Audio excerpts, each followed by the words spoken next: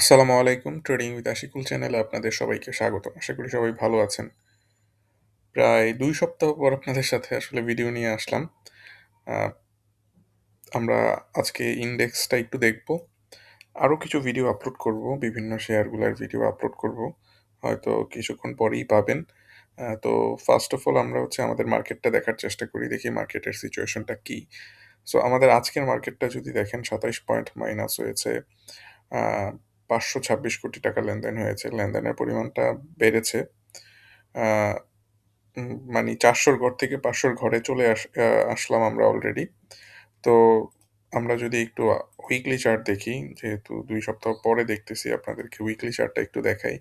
Weekly chart থেকে দেখলে দেখা যায় যে ঠিক আ মুভিং এভারেজ গুলো থেকে হচ্ছে আর মার্কেটটা আস্তে, আস্তে নিচে পড়তেছে। মার্কেটটা আর উপরে যেতে পারে নাই। ৫,১১৪ তে আগে বা ৫,১০০ তে যেই রেজিস্ট্যান্স এর কথা বলেছিলাম, সেই রেজিস্ট্যান্স টা কিন্তু আমাদের প্লে করতেছে এখন। রেজিস্ট্যান্স মানে হচ্ছে সাপ্লাই। দেখেন অনেক সাপ্লাই জোন মানে সাপ্লাই বসে আছে এই জায়গাটার মধ্যে। এই জায়গাটা আ বর্তমানে আজকে হচ্ছে প্রায় ২৫ তারিখ আ যা ক্লোজিং মান্থ এন্ড এর একটা ক্লোজিং এর প্রেশার থাকবে হয়তো ইনস্টিটিউটদের। তারা কিছুটা শেয়ার সেল করার চেষ্টা করবে। আর যেহেতু ব্যাংকগুলা বেড়েছে অনেক। সো ব্যাংকের শেয়ারগুলা তো অনেকগুলাই আছে হয়তো ইনস্টিটিউটদের কাছে। তারা হয়তো প্রফিট টেকিং এর চিন্তাভাবনা করবে। এই কারণে আসলে একটু সেল প্রেশার এর মধ্যে আছে। তো এই সেল প্রেশারটা কিন্তু একেবারে ঠিক জায়গা থেকেই সেল প্রেশারটা আসছে। ৫,১০০ থেকেই সেল প্রেশারটা আসছে। আমার আ সামনের দিনগুলোতে কি হবে সেই জিনিসটা নিয়ে একটু ভাবতে হবে। কারণ এখানে দেখতে পাচ্ছি 200 ডে মুভিং এভারেজকে ক্রস করে যখন ৫,১০০ তে গেল, দেন মার্কেটটা এখানে a week a sign show করেছে। আস্তে, আস্তে নিচে চলে যাচ্ছে।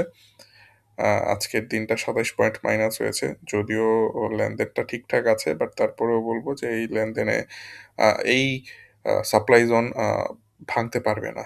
লেনদেনকে আরো বাড়তে হবে। আর যদি লেনদেনকে বাড়তে হয় তাহলে আমাদের একটু সামনের দিকেও দৃষ্টি নিক্ষেপ করতে হবে। আমাদের ফেব্রুয়ারিতে যেহেতু ইলেকশন, সো ইলেকশনের পরে কি এই বৃদ্ধিটা পায় না ইলেকশনের আগ থেকেই বাড়ে, সেই জিনিসটা আসলে মাথায় রাখতে হবে।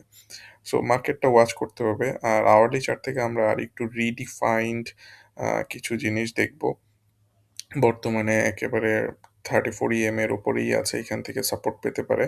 এটা হচ্ছে ফার্স্ট পসিবিলিটি থাকবে মার্কেটের জন্য। যদি এখান থেকে সাপোর্ট না পাই, আমরা যদি আ দেখি তাহলে ফিবোনাচিদের মাধ্যমে যদি দেখার চেষ্টা করি তাহলে আমরা দেখব যে এখান থেকে সাপোর্ট না পেলে হয়তো ৫,০০০ ৬২ র দিকে এসে ৫,০৬৩ র দিকে এসে সাপোর্ট পাবে।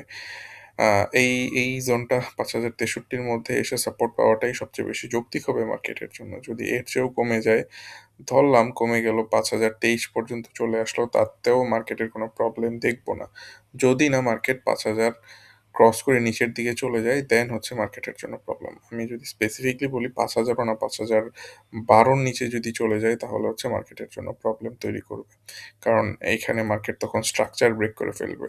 যে হায়ার হাই ক্রিয়েট করছিল, হায়ার লো ক্রিয়েট করছিল, সেই হায়ার লোটা আস্তে, আস্তে হয়তো তখন মার্কেটটা হায়ার লোটাকে অ্যাটাক করবে আস্তে, আস্তে এসে।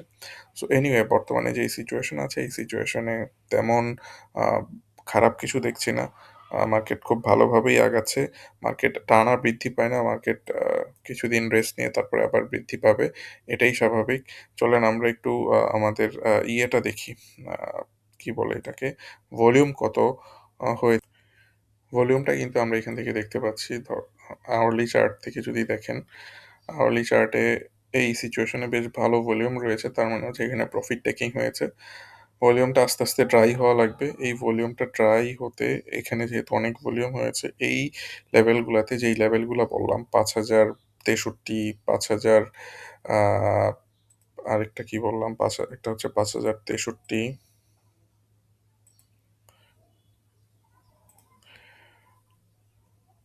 আরেকটা হচ্ছে ৫,০২৩ যেটা বললাম। এর মধ্যেই মার্কেটের ভলিউমটা ড্রাই হয়ে যাওয়া লাগবে। যখনই দেখব যে মার্কেটের ভলিউমটা কমে গিয়েছে এইসব লেভেলগুলাতে, দেন মার্কেটটা আবার বৃদ্ধি পাবে। আবার এরকমও হতে পারে যে এইখান থেকে বাড়বে তাড়াতাড়ি, বাট এটার সম্ভাবনা একটু কম। সো আপনারা কেনাকাটার সুযোগ পাবেন, বেশ ভালো কেনাকাটার সুযোগ পাবেন। আর এখন সেক্টরাল মুভমেন্ট যেহেতু চলে আসছে, সো ওই সেক্টরের শেয়ারগুলোর মধ্যে থাকলে মোটামুটি লেভেলে প্রফিট করতে পারবেন। তো এই ছিল ইন্ডেক্স নিয়ে আজকের আলোচনা। পরবর্তী আলোচনায় হয়তো থাকবে শেয়ারগুলো নিয়ে আলোচনা, বিভিন্ন শেয়ারগুলো নিয়ে আলোচনা করব আমরা। সো দেখবেন আশা করি। আজকে এই পর্যন্তই ভিডিওটা শেষ করছি। পরবর্তী ভিডিও হয়তো আজকেই আপলোড করার চিন্তাভাবনা করতেছি। ধন্যবাদ।